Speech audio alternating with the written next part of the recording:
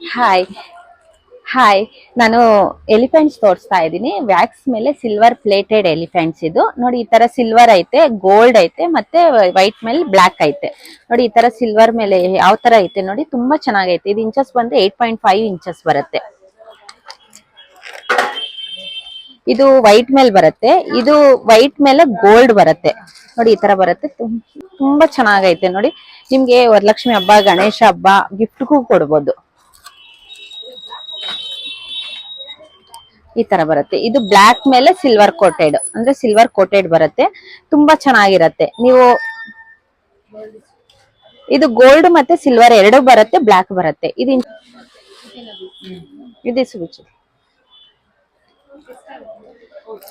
Inches ಬಂದು 8.5 inches ಬರುತ್ತೆ. Amount ಬಂದು 15,000 ಆಗುತ್ತೆ.